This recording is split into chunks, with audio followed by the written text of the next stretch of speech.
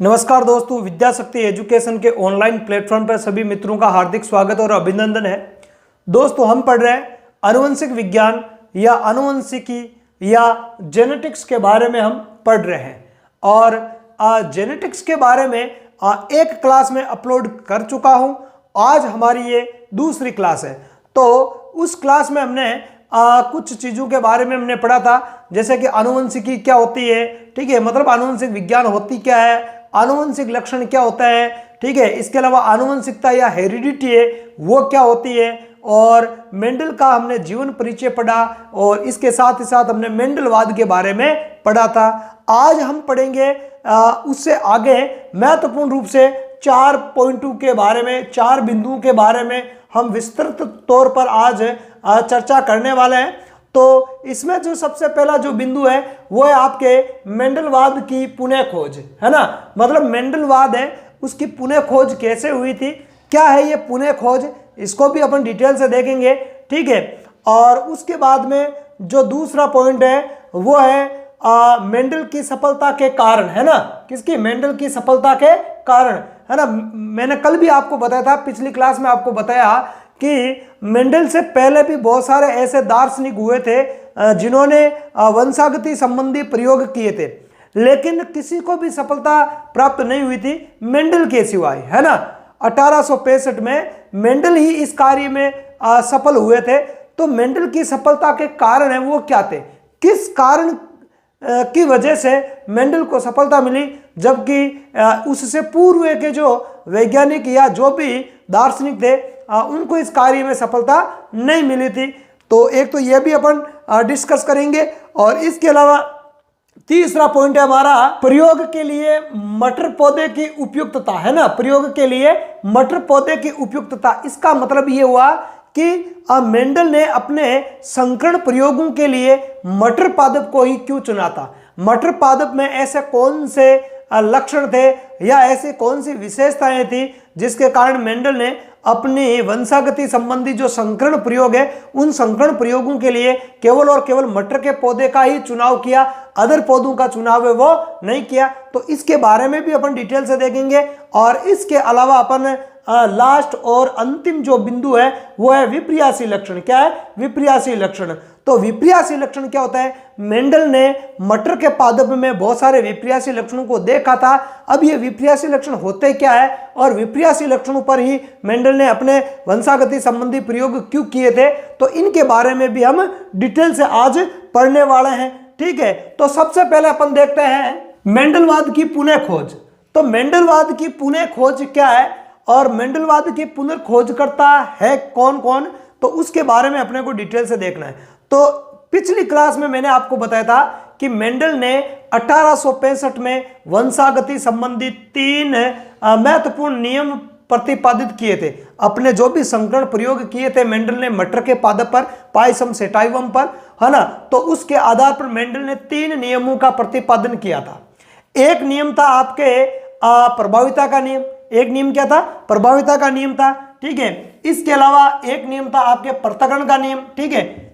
एक तो था अपने प्रभाविता का नियम। किसका नियम? प्रभाविता का नियम। और एक था अपने पृथक्करण का नियम। किसका नियम? पृथक्करण का नियम। पृथक्करण, और इस नियम को क्या कहता है? पृथक्करण, या इसको अपन विसंयोजन भी बोलते हैं। विसंयोजन का नियम। किसका नियम? विसंयोजन का नियम।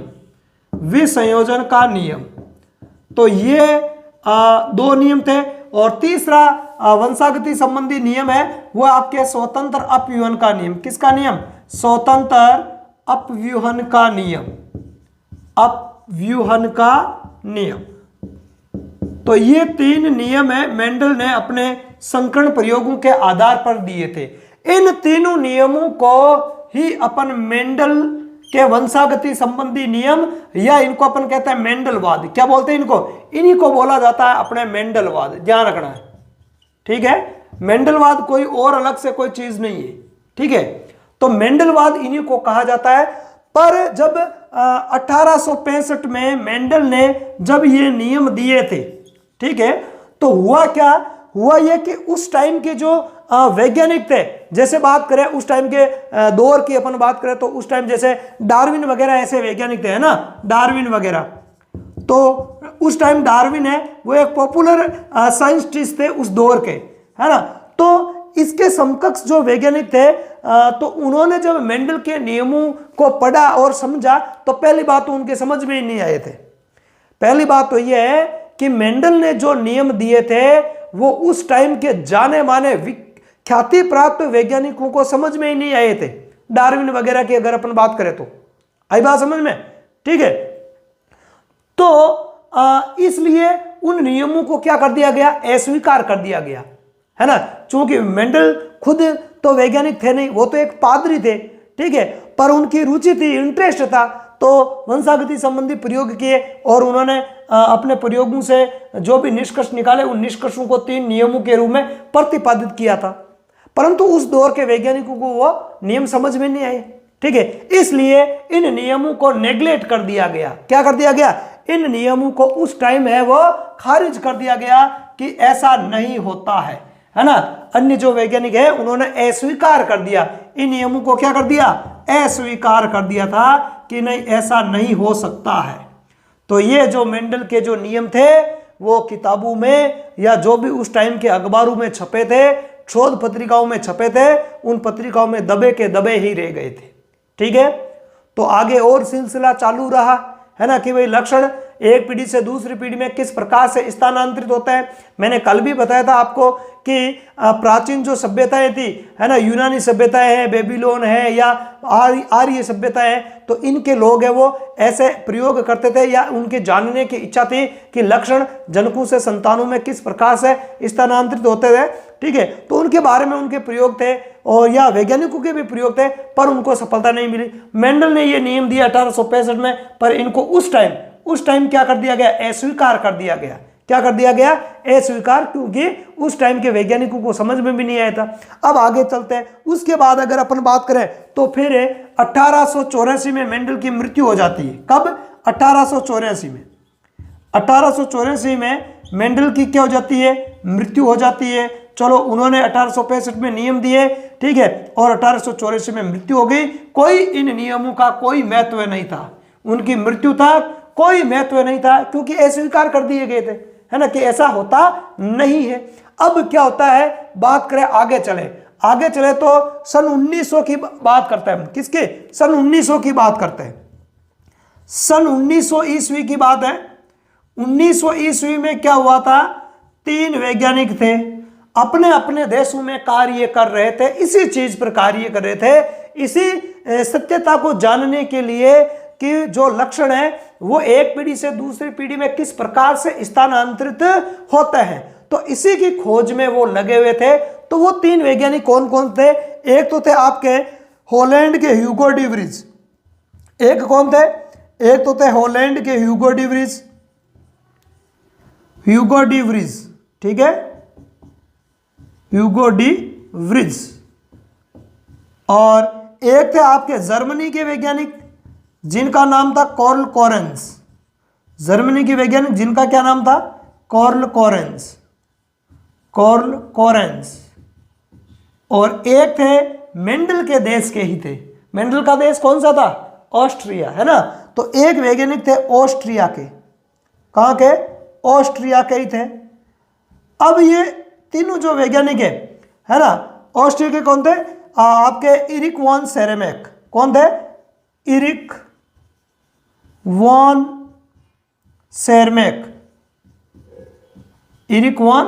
सेरमेक। तो ये 3 वैज्ञानिक है।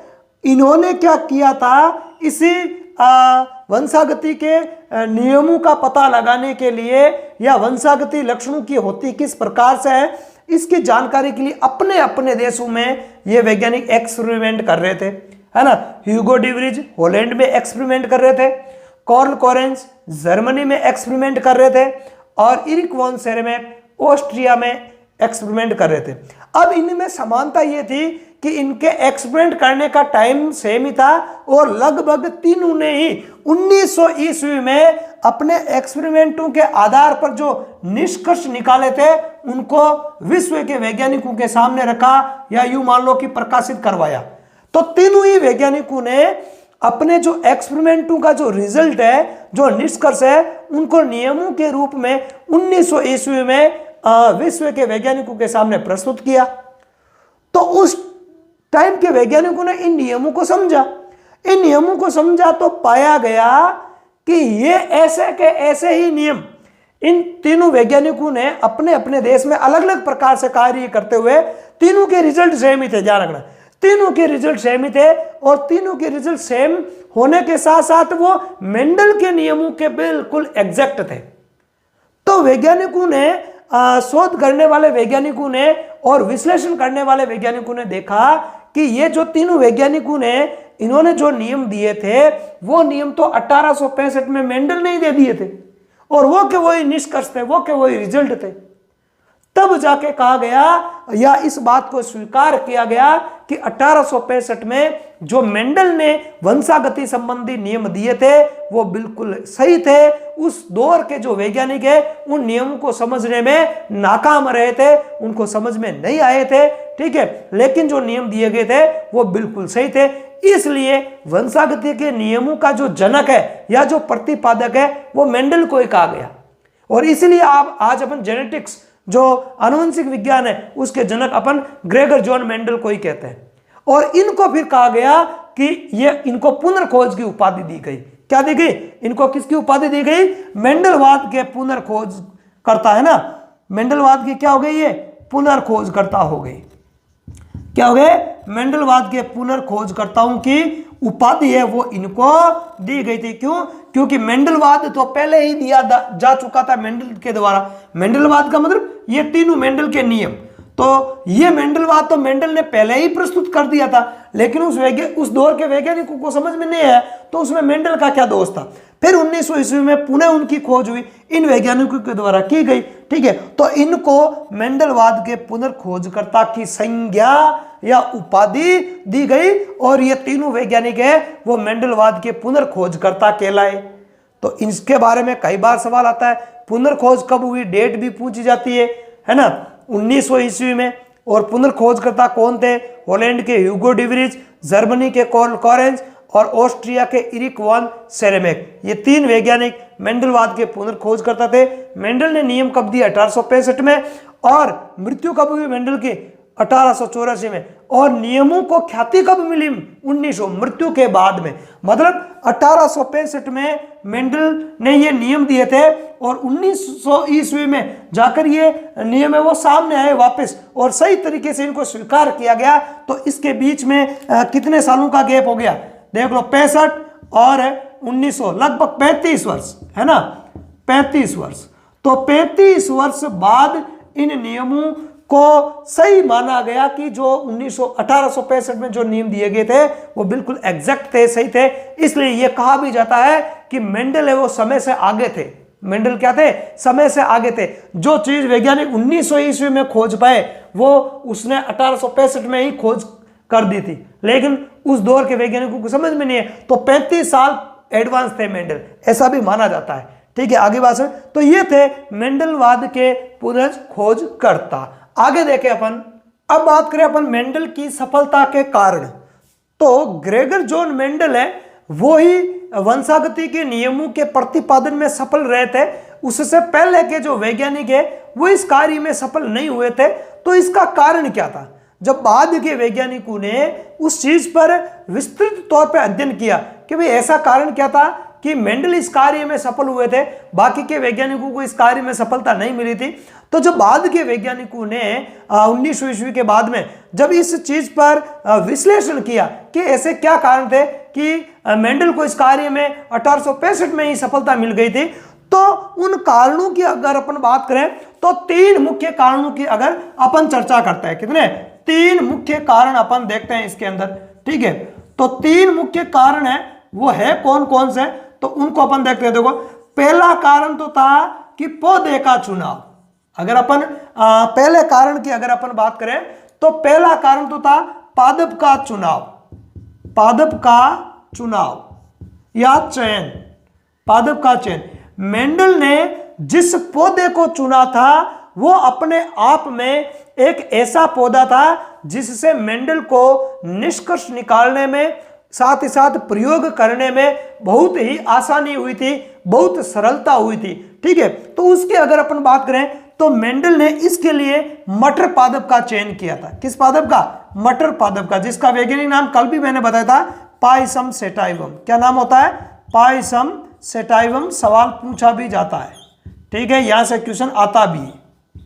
तो मेंडल ने जो संकरण हेतु जो पौधा चुना था उसका नाम क्या था? मटर पादप। और उसका वैज्ञानिक नाम क्या था? वैज्ञानिक नाम था पायसम सेटाइवम। आगे बात समझ में? तो इस पौधे की अपने आप की कुछ ऐसी विशेषताएं थी जिसके कारण इसका चयन करना मेंडल के लिए उपयुक्त साबित हुआ, सही साबित हुआ। अब क्या कारण थे कि मेंडल ने इसी पौधे को चुना था, तो उसका अगले पॉइंट में अपन विश्लेषण करेंगे कि ऐसा क्या कारण था कि मेंडल ने मटर के पौधे का ही चुनाव किया।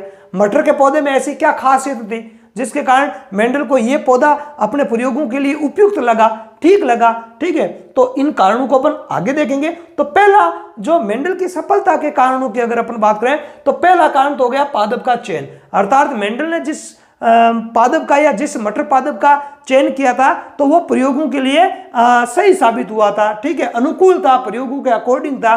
ठीक है, और दूसरा अगर अपन देखें, ठीक है, दूसरा कारण अपन देखें तो दूसरा कारण था मेंडल ने क्या किया था? एक समय में एक ही लक्षण की वंशागति का अध्ययन किया था। ठीक है, एक समय में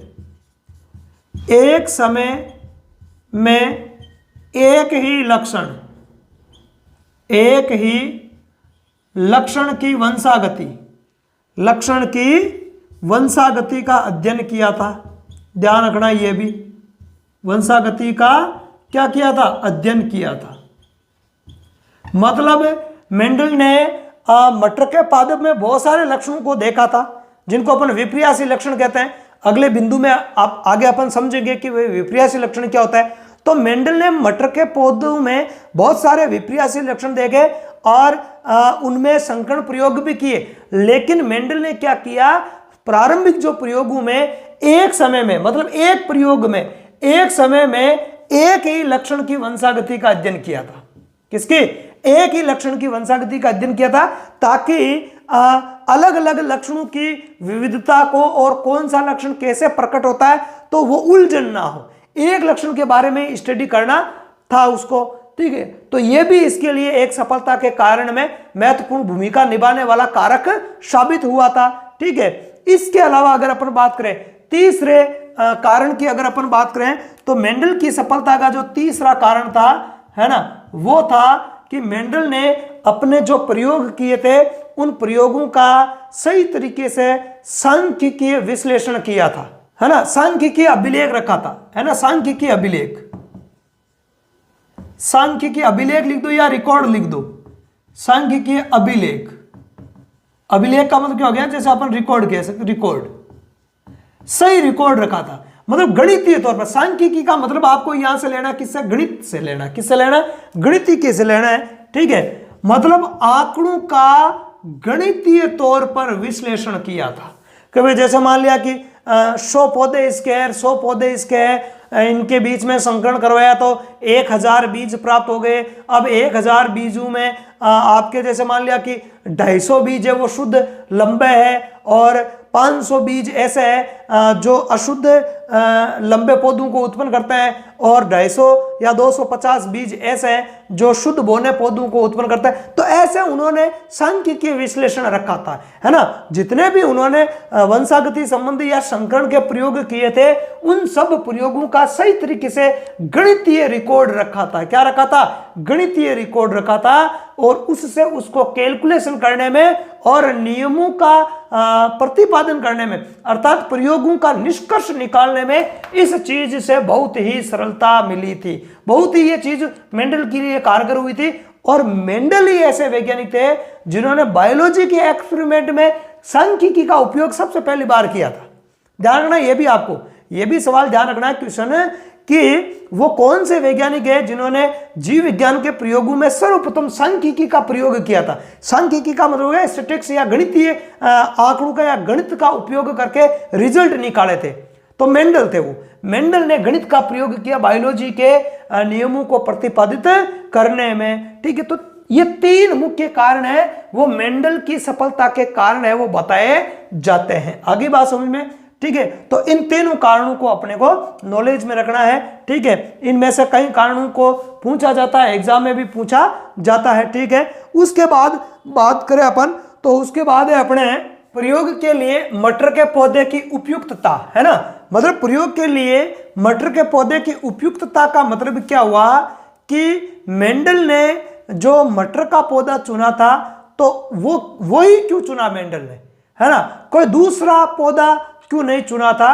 तो प्रयोगों के लिए ये मटर का पौधा मेंडल के लिए उपयुक्त साबित हुआ था।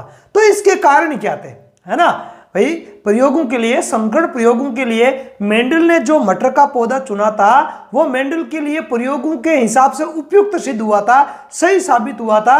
तो इसके कारण क्या थे, मेंडल ने उसको ही क्यों चुना, मटर के पादप में ऐसी कौन सी विशेषताएं थी जिसके कारण मेंडल ने उसी पौधे को चुना था, ठीक है। तो देखें यदि अगर अपन, है ना, मटर पादप की उपयुक्तता, है ना, मटर पादप की उपयुक्तता, पादप की उपयुक्तता की अगर अपन बात करें तो प्रयोगों है तो मेंडल ने जो मटर का पौधा चुना यही उपयुक्त क्यों था।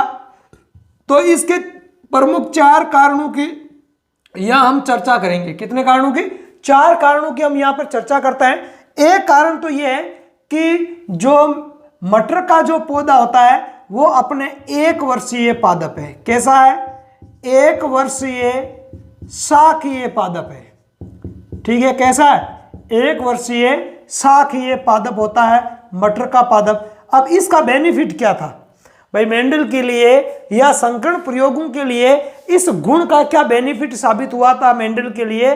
तो इसका ये बेनिफिट मिला मेंडल को कि पहली बात तो ये 1 वर्षीय का मतलब होता है कि ऐसे पौधे जिनका जीवन काल है वो एक ऋतु या 1 वर्ष का ही होता है। अपन 1 वर्ष तो ना कह के 1 ऋतु ही कहे तो अच्छा है ना। ध्यान रखना, जीव विज्ञान में कभी आएगा तो मैं बताऊंगा पौधों के प्रकार आयु के आधार पर पौधे होते हैं। वो एक तो होता है अपने 1 वर्षीय पौधे, एक होता है द्विवर्षीय पौधे और एक होता है आपके बहुवर्षीय पौधे, है ना। तो जैसे आम है, नीम, बबूल, बरगद जो 10-10, 15-15 साल, 20-20 साल है वो खड़े रहते हैं ना, लगे हुए रहता है, तो वो बहुवर्षीय हो गए। और 1 वर्षीय पौधे उनको कहते हैं जो 1 ऋतु में कंप्लीट हो जाते हैं। कितने, मतलब पौधों में अगर अपन बात करें तो हालांकि ये पॉइंट अलग है, जनन का प्रोसेस है ना, जनन वाला आएगा पादपों में तो मैं बताऊंगा, पर यहाँ थोड़ा सा देख लो। मतलब पौधों में 2 अवस्थाएं आती है, एक तो कायिक प्रावस्था और एक जनन प्रावस्था। कायिक प्रावस्था में पौधा केवल और केवल अपनी लंबाई में वृद्धि करता है और फिर वो जनन प्रावस्था में प्रवेश करता है। जनन प्रावस्था में प्रवेश करता है तो उसमें फूल आते हैं, फल बनते हैं, ठीक है, और बीज बन जाते हैं, फिर पौधा सूखकर गिर जाता है। जैसे कि अपन अधिकांशतः खेतों में जो फसलें लगाते हैं उनमें ऐसे होता है, पहले पौधा बड़ा होता है, बड़ा चाहे मटर मान लो आप, चाहे गेहूं वगैरह, बाजरा, पहले ये 3-3.5 महीने तक क्या होता है, लगभग 2.5 से 3 महीने तक बड़े होते हैं और फिर 3 महीने बाद में उसमें फूल लगने स्टार्ट होते, फूल और फल आते हैं और फिर पौधा सूख जाता है ऑटोमेटिकली और हम कहते हैं कि भाई फसल पक गई है, हम काट लेते हैं उसको। 1 ऋतु में ही दोनों अवस्थाएं कंप्लीट, कायिक प्रावस्था और जनन प्रावस्था कंप्लीट। 1 वर्षीय पौधे, मटर का पादप भी 1 वर्षीय था। और द्विवर्षीय पौधे किनको कहते हैं, डिटेल से तो मैं बाद में बताऊंगा। द्विवर्षीय उस पौधे को कहते हैं जो अपनी दोनों प्रावस्थाओं को पूरा करने के लिए, कायिक प्रावस्था और जनन प्रावस्था को पूर्ण करने के लिए कम से कम 2 ऋतुएं लेता है। कितनी ऋतु लेता है, 2 ऋतु लेता है। जैसे कि अगर अपन बात करें प्याज देख लो आप, ठीक है, मूली देख लो, है ना, प्याज, मूली, धनिया, तो ये द्विवर्षीय। इसमें क्या होता है, जैसे आप मूली मान लो, जैसे अपन मूली की बात करें तो मूली पहले 1 ऋतु में तो क्या होगी, जैसे सर्दियों में आती है ना, ये रबी में आ गई है ना, तो सर्दियों के अंदर तो ये ग्रो करेगी और चूंकि मूली एक जड़ है तो हम उसको जमीन से निकाल कर खाने में, सब्जी में वगैरह में काम में ले लेते हैं, सलाद वगैरह जो भी है। अब इसका आपने कभी बीज देखा है, बहुत कम लोगों ने इसका बीज देखा खेतों के अंदर। क्यों, क्योंकि बीज बनने से पहले ही हम इसको निकाल लेते हैं जमीन से, क्योंकि ये हमारे लिए खाने योग्य होती, तो इसको पूरा निकालना पड़ता है। ऐसा नहीं इसके मिर्च की तरह या बैंगन की तरह कि भाई बैंगन या मिर्च है तो वो फल है वो तोड़ ली हमने, इसका फल खाने योग्य नहीं होता है ना। हाँ, तो इसकी जड़ होती है, इसलिए अपन पहले ही उखाड़ लेते हैं। लेकिन जो किसान इनके बीज तैयार करते हैं उनको देख लेना आप खेतों में कि वो सीजन चली जाने के बाद में भी उसको उखाड़ते नहीं। जैसे ही एक ऋतु निकलने के बाद में दूसरी ऋतु स्टार्ट होती है, उनकी पत्तियां इतनी लंबी लंबी हो जाती है और फिर उनके ऊपर फूल वगैरह बीज बनते हैं, तो वो द्विवर्षीय हो जाता है। आगे और बताऊंगा मैं कभी आएगा तो यहाँ पे अपन फोकस करते हैं। वापस देखो, मटर का जो पौधा था वो 1 वर्षीय शाकीय पादप है। कैसा है? 1 वर्षीय शाकीय पादप। अब इसका बेनिफिट क्या है? इसका बेनिफिट ये है कि 1 वर्ष में कम से कम 4 महीने में उगता है। मान लो कि 1 वर्ष में 3 ऋतु होती है मान लो, और संकीर्ण प्रयोगों में तो अपन क्लाइमेट चेंज करके उगा सकते हैं। तो एक ही साल में कम से कम 1 से अधिक पीढ़ियों का विश्लेषण है वो इसके द्वारा किया जा सकता है, क्योंकि 1 वर्षीय है। कैसा है? 1 वर्षीय का मतलब है कि 4 महीने में कंप्लीट, एक ऋतु विशेष में ये कंप्लीट हो जाती है फसल। इसलिए एक ही साल में इसकी 1 से अधिक पीढ़ियों का विश्लेषण या अध्ययन किया जा सकता है। दूसरा इसका बेनिफिट क्या है कि ये शाकीय है। ये क्या है? शाकीय। शाकीय का मतलब छोटा शाकीय पौधा है, छोटा पौधा है, शाकीय है। तो इसको आप गमले में लगाकर कहीं पर भी रख सकते हैं। प्रयोगों के लिए कोई बाहर बड़े स्थान की या खेत की आवश्यकता नहीं होती है, जैसे भी मान लो कि आपको कहते हैं कि खेजड़ी के ऊपर प्रयोग करना है, तो उसको आप कमरे में नहीं ला सकते हो, प्रयोगशाला में नहीं ला सकते हो, है ना। तो वहाँ आपको फील्ड में ही जाना पड़ेगा। कहाँ जाना पड़ेगा? फील्ड में ही जाना पड़ेगा। पर छोटे जो शाकीय पौधे होते हैं तो उनको अपन गमले में लगाकर प्रयोगशाला में किसी भी रूम में या कहीं पर भी आप उनको रख सकते हो और अपने प्रयोगों को आराम से कर सकते हैं। तो ऐसा ही मेंडल ने देखा था कि ये शाकीय पौधा है, तो इसको अपन गमले में लगाकर भी आसानी से प्रयोग कर सकते हैं, कहीं पर भी इसको रखा जा सकता है। और 1 वर्षीय इसलिए 1 साल में इसकी 1 से अधिक पीढ़ियों का अध्ययन किया जा सकता है। इसलिए है वो समय कम लगता है ना। प्रयोग करने में क्या लगता है? समय कम लगता है, नहीं तो काफी लंबा इंतजार करना पड़ेगा। ठीक है, तो ये था पहला कारण कि भाई ये 1 वर्षीय शाकीय पादप होता है। आगे बात समझ में। दूसरे कारण की अगर अपन बात करें तो दूसरा कारण था कि जो ये मटर का पौधा है, ये एक तो इसके पुष्प बड़े होते हैं। पुष्प कैसे होता है? पुष्प बड़े वह द्विलिंगी होता है। पुष्प बड़े हुए कैसे होता है? द्विलिंगी। अब इसका क्या फायदा था? इसका फायदा ये था कि पुष्प बड़े होने का एक फायदा होता है। फायदा ये होता है कि संकरण प्रयोगों में क्या किया जाता है? संकरण कहते हैं किसको? संकरण में क्या होता है? हम अपनी इच्छा के पौधे के पराग कणों को लेते हैं और अपनी इच्छा के पौधे की वर्तिकाग्र पर गिराते हैं।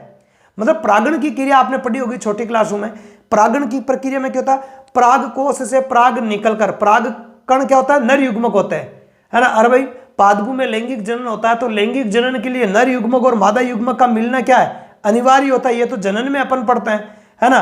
तो नर और मादा युग्मक जब तक मिलेंगे नहीं तब तक जनन की प्रक्रिया नहीं होगी, और जनन का प्रोसेस नहीं होगा तो बीज और फल वगैरह वो भी नहीं बनेंगे। तो पराग कण जो होता है वो पराग कोश से निकलकर वर्तिकाग्र तक पहुंचते हैं, और वर्तिकाग्र के अंदर अंकुरित होकर फिर वो अंडाशय में जाता है। अंडाशय में पराग नली के माध्यम से अंडाशय में पहुंचकर वहां निषेचन की प्रक्रिया होती है। अंडाशय से बन जाता है फल और बीजांड से बीज बन जाता है। तो ये तो नेचुरली आपके मान लिया कि परागण की क्रिया हो गई। लेकिन संकरण प्रयोगों में तो अपन इच्छित पौधे के पराग कणों को अपने इच्छा के पौधे की वर्तिकाग्र पर डालते हैं। तो मेंडल को ऐसा ही करना था। मेंडल को एक पौधे को नर के रूप में लेना था और एक पौधे को मादा के रूप में लेना था। नर के पौधे के पराग कणों को मादा की वर्तिकाग्र पर गिराना था, तो चयन किया था उसने। इसलिए यदि पुष्प छोटे होते हैं तो जो वर्तिकाग्र वगैरह है उनको उनके पराग कणों को पकड़ना, डालना, है ना, या काट चाट करने में क्या होती है? दुविधा होती है, यदि पुष्प छोटा है तो। और यदि पुष्प बड़ा है तो विपुंसन करने में क्या होती है? आसानी। विपुंसन का मतलब होता है पराग कणों को काट के निकाल देना, पराग कणों को काट के निकाल देना, क्योंकि उसके खुद के पराग कण ना गिर जाए। भाई, उस पौधे की वर्तिकाग्र पर उसी फूल के पराग कण गिर जाएंगे तब तो वो स्वयं निषेचित हो गया, फिर अपने पराग कण कैसे गिराएंगे? इसलिए कुछ क्रियाएं करनी पड़ती है, आप ऐसे समझो। तो कुछ क्रियाओं के लिए पुष्प का बड़ा होना जरूरी होता है। साथ ही साथ अगर अपन बात करें तो ये पुष्प कैसा होता है? द्विलिंगी होता है। कैसा होता है? द्विलिंगी होता है। तो नेचुरली इसमें क्या होता है? स्वयं परागण होता है। नेचुरली क्या होता है इसमें? स्वयं परागण। और स्वयं परागण होता है, इसलिए हम शुद्ध वंशक्रम या शुद्ध जनक प्राप्त कर सकते हैं, शुद्ध जनक, है ना। तो शुद्ध पौधे प्राप्त करने में इससे क्या मिलती है, सरलता मिलती है। तो दो तो ये आपके कारण हो गए। तीसरा कारण अपन देखें, तीसरा ये है कि प्राकृतिक तौर पे ये जो पौधे होते हैं वो स्वयं निषेच्य होते हैं। कैसे होता है, प्राकृतिक तौर पे ये पौधे होते हैं स्वयं निषेच्य। स्वयं निषेच्य का मतलब हो गया इनमें द्विलिंगी होने के कारण, है ना, पुष्प द्विलिंगी होने के कारण इनमें हमेशा स्वयं निषेचन ही होता है। क्या होता है, स्वयं निषेचन होता है। ठीक है, स्वयं निषेचन होता है मतलब खुद के परागकण खुद की वर्तिकाग्र पर गिरते हैं, इसलिए पौधे समयुग्मनजी होता है। कैसा होता है, शुद्ध होता है। समयुग्मनजी का मतलब होता है शुद्ध। अब शुद्ध अशुद्ध क्या होता है, समयुग्मनजी क्या होता है, विषम युग्मनजी क्या होता है, जैसे जैसे अपन पढ़ेंगे और जो जो जेनेटिक्स की जो शब्दावली आएगी उसको मैं वैसे वैसे समझाता जाऊंगा। ठीक है, एडवांस में इसकी शब्दावली समझाऊंगा तो आपके बिल्कुल भी समझ में नहीं आएगी। तो जैसे जैसे अपन पॉइंट पढ़ रहे हैं तो इसकी शब्दावली को भी मैं आपको साथ साथ में समझाता चला जाऊंगा। ठीक है, तो स्वयं निषेच्य होने के कारण जो पौधे होते हैं वो कैसे प्राप्त होते हैं, समयुग्मनजी पौधे प्राप्त होते हैं। कैसे, समयुग्मनजी। कैसे, समयुग्मनजी पौधे होते हैं, मतलब शुद्ध पौधे। कैसे, शुद्ध पौधे। आगे बात समझ में। ठीक है, तो ये था तीसरा कारण। ये कौन सा कारण था, ये था तीसरा कारण कि मेंडल में प्राकृतिक तौर पे स्वयं निषेचन पाया जाता है ना, या स्वयं निषेचित होते हैं। और चौथा जो कारण अपन देखें तो मैं इसके मटर के पौधे को चुनने का जो चौथा कारण था वो मेंडल के लिए वो ये था कि इसमें अनेक सारे विपर्यासी लक्षण मौजूद थे। क्या थे, विपर्यासी लक्षण। क्या थे, विपर्यासी लक्षण। ठीक है, विपर्यासी लक्षण। तो विपर्यासी लक्षणों से ही संकरण प्रयोग है वो किए जाते हैं, तो यह भी अपने को ध्यान में रखना है। अब विपर्यासी लक्षण क्या होता है वो अभी आगे के पॉइंट में देखेंगे। तो ये मटर की पादप मटर पादप की उपयुक्तता के ये चार प्रमुख कारण थे। इन्हीं कारणों की वजह से मेंडल ने अपने संकरण प्रयोगों हेतु मटर पादप को ही चुना था। किसको चुना था, मटर पादप को ही चुना था। ठीक है, तो ये चार कारण थे। एक वर्षीय शाकीय पादप, बड़े पुष्प द्विलिंगी होते हैं, पौधा प्राकृतिक तौर पे स्वयं निषेच्य होता है। ठीक है, स्वयं निषेच्य है ना, आधा च होगा यहाँ पे, हलंत कर देता हूं, स्वयं निषेच्य होता है। और चौथा है कि मटर के पादप में मेंडल ने बहुत सारे विपर्यासी लक्षण देखे थे। ठीक है, और विपर्यासी लक्षणों के कारण ही वंशागति के प्रयोग संभव होते हैं, है ना, कि भाई कौन से लक्षणों के बीच में संकरण करवा रहा है तो कौन सा है वो लक्षण प्रकट होगा संतानों के अंदर, है ना। तो वो विपर्यासी लक्षणों का होना एक अनिवार्य शर्त है। क्या है, एक बेहद अनिवार्य शर्त है विपर्यासी लक्षणों का होना। विपर्यासी लक्षण नहीं है तो संकरण का कोई मतलब ही नहीं है। ठीक है, तो ये अनिवार्य शर्त है विपर्यासी लक्षणों का होना। तो अब अपन आगे देखें कि विपर्यासी लक्षण क्या होते हैं। तो देखो विपर्यासी लक्षण क्या होता है, एक बात ध्यान रखना, विपर्यासी लक्षण का एक और भी नाम है और वो अपने विपर्यासी विशेषक, है ना। विपर्यासी विशेषक, लक्षण को विशेषक भी बोला जाता है। तो बहुत सारी किताबों में आपको विशेषक शब्द है वो भी देखने को मिल जाएगा। और अंग्रेजी में विशेषक का मतलब क्या हो गया, लक्षण। विशेषक का मतलब क्या हो गया, लक्षण हो गया। और अंग्रेजी में बोलेंगे इसको ट्रेट। क्या बोलेंगे अंग्रेजी में, ट्रेट। ठीक है, तो ये विपर्यासी लक्षण। अब विपर्यासी लक्षण कहते हैं किसको, इसको ध्यान से समझना है तो ही अपने को मेंडल के वंशागति के जो नियम है वो समझ में आएंगे। यदि विपर्यासी लक्षण आपको समझ में नहीं आएंगे तो आपको वंशागति के नियमों को समझने में दुविधा हो सकती है। तो विपर्यासी लक्षण का मतलब क्या होता है, एक लक्षण, अगर अपन बात करें किसी एक लक्षण के एक या दो से अधिक प्रतिरूप उपस्थित हो प्रजाति के अंदर, है ना, तो उसको बोलते हैं विपर्यासी लक्षण, है ना। किसको बोलते हैं, जब एक लक्षण के जब किसी लक्षण के एक से अधिक प्रतिरूप उपस्थित हो, प्रतिरूप या रूप बोल दो या टाइप बोल दो, क्या बोलते हैं, टाइप, एक से अधिक टाइप उपस्थित हो, एक से अधिक टाइप उपस्थित हो तो उसे विपर्यासी लक्षण कहते हैं। क्या कहते हैं, उसे विपर्यासी लक्षण कहते हैं। उस लक्षण को क्या कहेंगे, विपर्यासी लक्षण कहते हैं। ये हो गया अपने विपर्यासी लक्षण की परिभाषा। क्या हो गई, विपर्यासी लक्षण की परिभाषा हो गई। अब देखो, मैं शुरुआत से ही कहता आया हूं आपको कि केवल परिभाषा को पढ़ने से तो अर्थ समझ में नहीं आता है। परिभाषा के अंदर जितने भी वर्ड दिए गए, उन वर्डों का शाब्दिक अर्थ जब तक अपने को समझ में नहीं आएगा, तब तक हम परिभाषा का अर्थ नहीं निकाल पाएंगे। और जब तक परिभाषा का अर्थ दिमाग में सेट नहीं होगा, तब तक आगे उससे संबंधित जो भी चीजें हम पढ़ रहे हैं वो हमारे समझ में भी नहीं आएगी। तो इसको देखो, इसका मतलब क्या हुआ है ना। इसका मतलब है कि जब किसी लक्षण के एक से अधिक प्रतिरूप मतलब टाइप उपस्थित हो, तो उसी लक्षण को क्या कहते हैं? विपर्यासी लक्षण कहते हैं। कैसे? जैसे बात करें तो जैसे मान लिया कि मैंने आपको कल भी बताया था, कल वाली क्लास में भी आनुवंशिक लक्षणों में, जैसे अपन बात करें मानव का ले लो पहले। जैसे मानव में अपन बात करें, मानव में आंखों का रंग, मानव में आंखों का रंग, तो आंखों का जो रंग है वो तो हो गया एक लक्षण। भाई एक ही लक्षण है ना, आंखों का रंग, तो आंखों का रंग क्या हो गया? एक लक्षण हो गया। क्या हो गया? एक लक्षण हो गया। अब हम देखते हैं कि मानव प्रजाति में आंखों के रंग के आधार पर आपके काली आंखों वाले व्यक्ति भी मिलते हैं, ठीक है। इसके अलावा भूरी आंखों वाले व्यक्ति भी मिलते हैं। इसके अलावा नीली, है ना, नीली आंखों वाले व्यक्ति भी मिलते हैं। ब्लैक, ब्राउन और ब्लू, इन 3 टाइप के व्यक्ति मुख्यतः देखे जा सकते हैं। तो एक ही लक्षण के 3 रूप हो गए प्रजाति के अंदर, है ना। मानव प्रजाति में आंखों का रंग क्या हो गया? एक लक्षण हो गया। और इस लक्षण के मानव की पूरी प्रजाति में कितने टाइप मिल रहे हैं? 3 टाइप मिल रहे हैं। किसी व्यक्ति की आंखें काली है, किसी की भूरी है, किसी की नीली है। एक व्यक्ति में तो एक ही मिलेगा वो विशेषक, एक व्यक्ति में तो एक ही मिलेगा, है ना। जैसे मेरी आंखें काली है तो वो काली हो सकती, भूरी तो हो नहीं सकती, है ना, ऐसा तो नहीं, ठीक है। तो ये हो गया एक विपर्यासी लक्षण। अर्थात एक लक्षण के जब एक से अधिक रूप या प्रतिरूप या टाइप प्रजाति में उपस्थित हो तो उसको बोलते हैं विपर्यासी लक्षण। क्या हो गया? विपर्यासी लक्षण। तो ये एक विपर्यासी लक्षण हो गया। ऐसे अगर अपन बात करें तो मेंडल ने मटर पादप में, किसमें? मेंडल ने मटर पादप में टोटल 34 विपर्यासी लक्षण देखे थे। कितने? 34, 34 विपर्यासी लक्षण। कितने? 34 विपर्यासी लक्षण है वो मेंडल ने मटर पादप में देखे थे। ध्यान रखना है, यह सवाल कई बार पूछा जाता है कि मेंडल ने मटर पादप में कुल कितने विपर्यासी लक्षणों की पहचान की थी?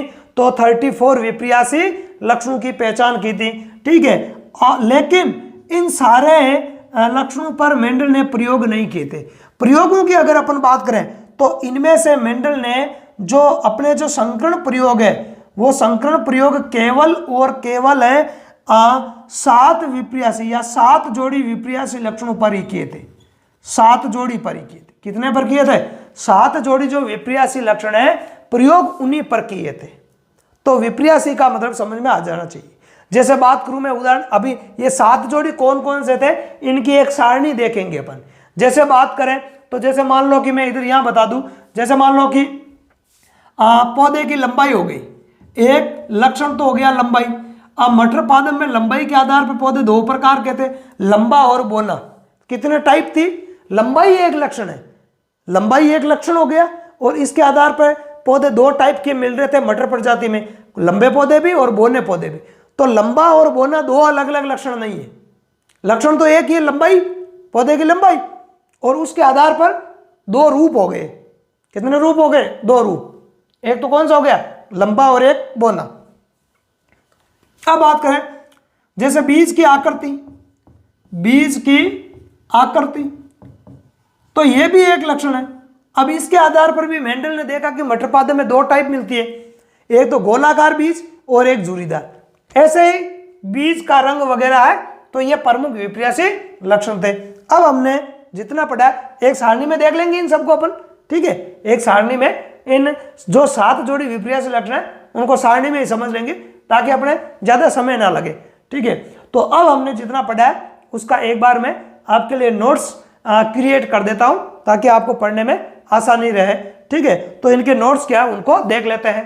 तो मेंडलवाद की पुनः खोज को अपन देखते हैं। सबसे पहले मेंडल से पूर्व अनेक वैज्ञानिकों ने वंशागति संबंधी प्रयोग किए थे।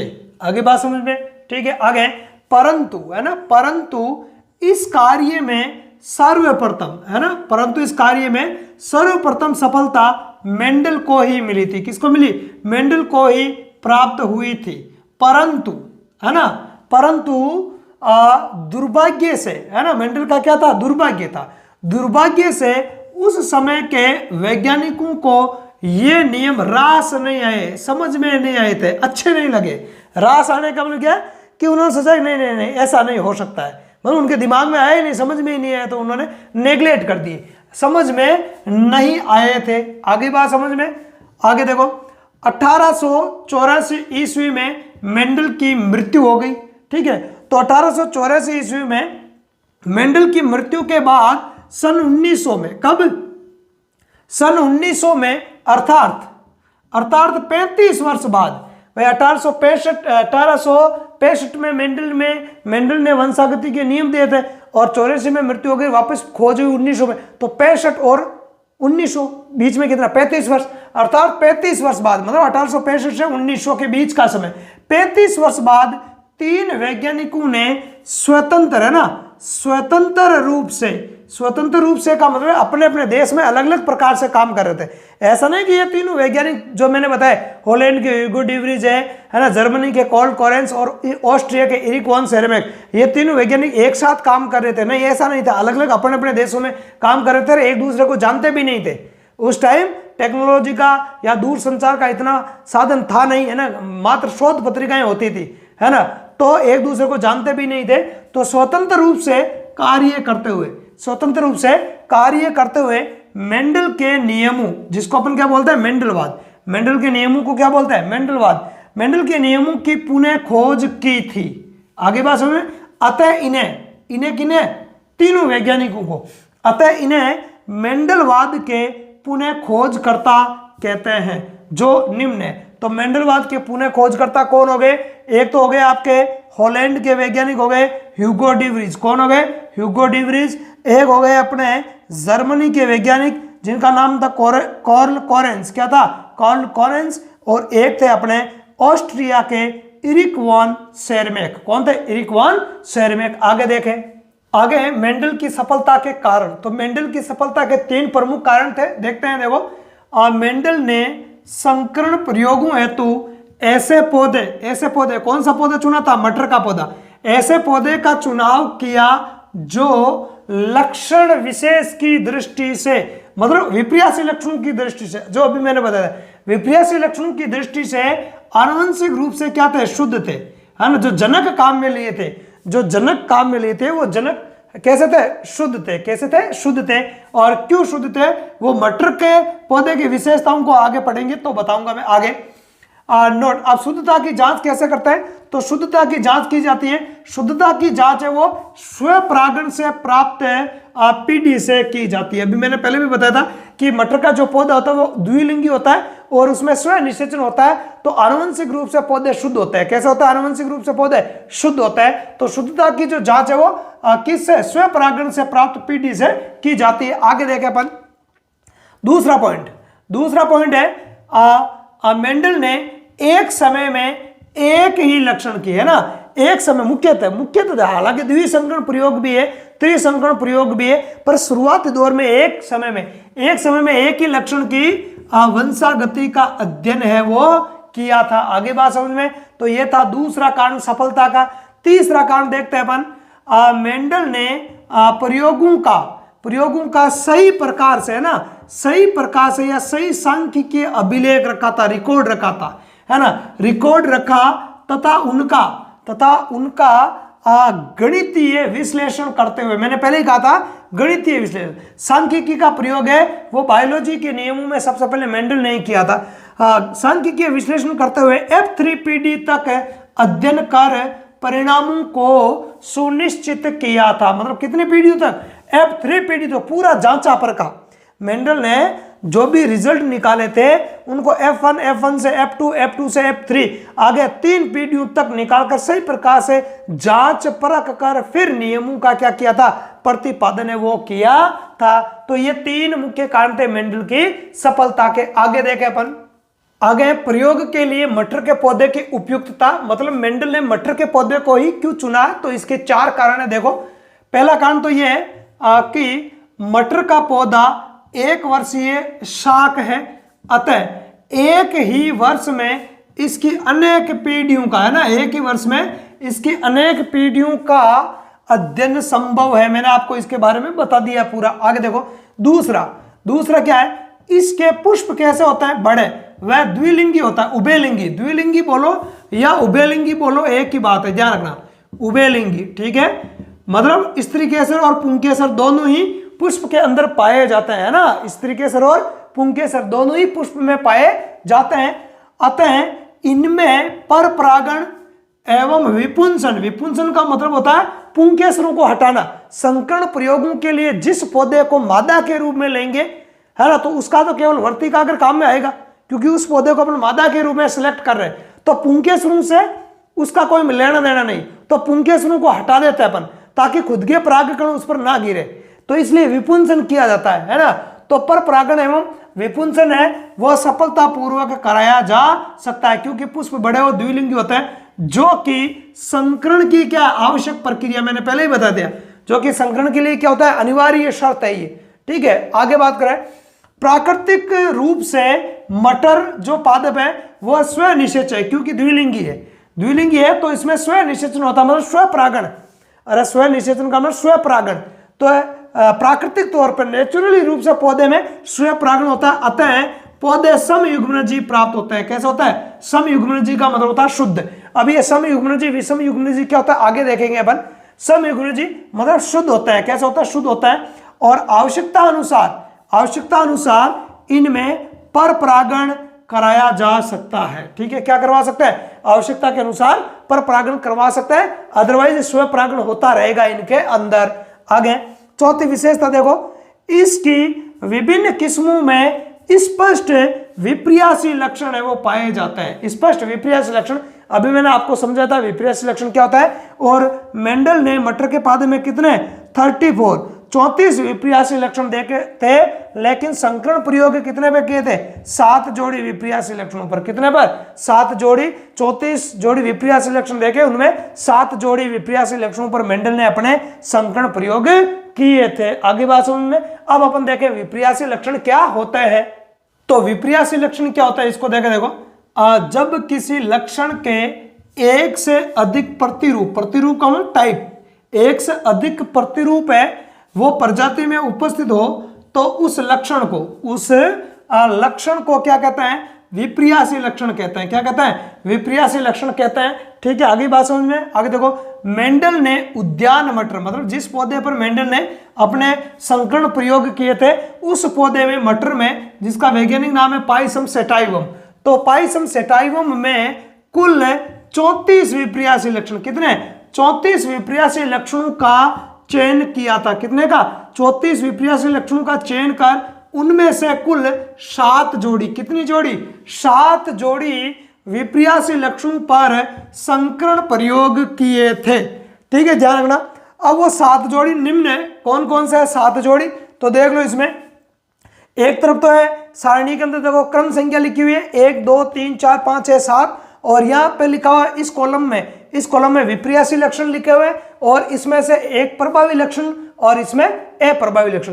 क्योंकि संकरण प्रयोग करेंगे तो आपको भी पहले से मालूम होगा, आपने भी छोटी क्लासों में पढ़ा होगा, 10th क्लास में पढ़ा होगा कि 2 विपर्यासी लक्षणों में से एक लक्षण प्रभावी होता है और एक लक्षण क्या होता है, अप्रभावी होता है। एक प्रभावी और एक अप्रभावी लक्षण होता है। तो प्रभावी इधर कॉलम में है और अप्रभावी लक्षण इधर है। तो देखते हैं पहले, सबसे पहले आपके हैं पौधे की लंबाई। तो पौधे की लंबाई क्या था, पौधे की लंबाई एक विपर्यासी लक्षण है, और मटर के पादप में इसके 2 प्रतिरूप देखने को मिलते हैं, एक लंबा पौधा और एक बोना पौधा। जब लंबे पौधे और बोने पौधे के बीच में संकरण करवाएंगे तो F1 पीढ़ी में सारे के सारे पौधे कैसे प्राप्त होंगे, लंबे पौधे प्राप्त होंगे, मतलब लंबा है वो प्रभावी है और बोना क्या है, अप्रभावी। ऐसे ही ये बाकी वाला है, ऐसे ही बाकी वाले, ध्यान रखना। तो दूसरा लक्षण है पुष्प की स्थिति। पुष्प की स्थिति कक्षीय बोल दो या अक्षीय बोल दो, एक ही बात है, मतलब पत्ती के कक्ष में फूल लगता है ना, पत्ती के कक्ष में। जैसे मान लिया कि यह है तो ये इस प्रकार से मान लिया कि पत्ती है, ठीक है, इस प्रकार से पत्ती बनी है। अब इसके कक्ष में फूल लग रहा है, इसके कक्ष में फूल लग रहा है, तो इसको बोलते हैं कक्षीय स्थिति, ठीक है। तो ये प्रभावी है, ये क्या है, प्रभावी। और अग्रस्त या अंतस्थ का मतलब शीर्ष पर, जैसे मान लिया ये तना या शाखा है, ठीक है, ये इधर मान लिया कि पत्ती लगी हुई है, अब इसके शीर्ष पर फूल बन रहा है, ठीक है। तो ये वाली स्थिति क्या है, अप्रभावी है, और ये वाली स्थिति क्या है, प्रभावी है। ये अग्रस्त स्थिति है और ये कक्षीय स्थिति है। आगे बात सुन, तो ये प्रभावी है और ये अप्रभावी है। आगे देखें तीसरा, फली का आकार।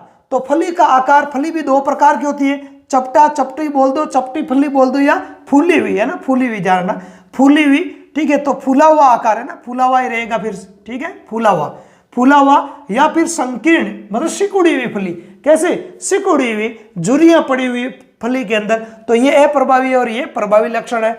आगे देखे अपन है उसके बाद में फली का रंग।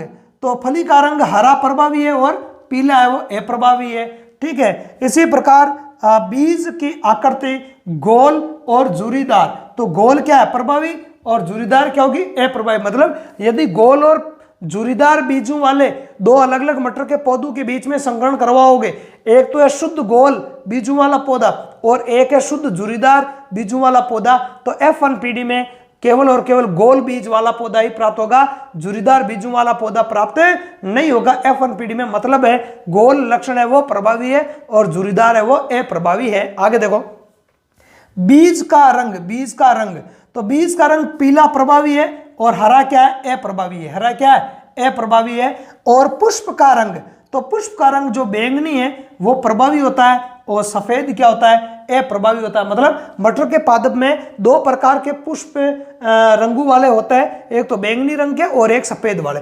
यदि शुद्ध बैंगनी वाले पुष्प का संकरण शुद्ध सफेद वाले पुष्प के पौधे से करवाते हैं तो F1 पीढ़ी में सारे के सारे बैंगनी पुष्प वाले पौधे प्राप्त होते हैं, ये प्रकट ही नहीं होते हैं, मतलब ये अप्रभावी और ये प्रभावी है। तो ये था आज हमने इतना सारा पढ़ा है, ठीक है। और यदि आपको ये क्लास अच्छी लगी है तो इस क्लास को ज़्यादा से ज़्यादा अपने दोस्तों में शेयर करना है, और चैनल पर आप नए हो तो चैनल को लाइक और सब्सक्राइब जरूर करना है। साथ ही साथ हमारे टेलीग्राम से भी आप जुड़ सकते हो, ठीक है। टेलीग्राम का जो लिंक है वो चैनल के अबाउट सेक्शन में या चैनल पेज के ऊपर ही आपको देखने को मिल जाएगा। वहाँ हम गणित है, ठीक है, साइंस है, जीके है, इंडिया जीके है, राजस्थान जीके है, करंट जीके है, उनके क्विज है वहाँ पे डालते हैं, तो वहाँ पे भी आपका अभ्यास है वो अच्छा खासा हो जाएगा, ठीक है। तो टेलीग्राम ग्रुप से भी आप जुड़ सकते हो। तो इस क्लास में आज इतना ही पढ़ेंगे, कल एक फिर नई क्लास के साथ में आपसे रूबरू होंगे। तब तक के लिए धन्यवाद, जय हिंद।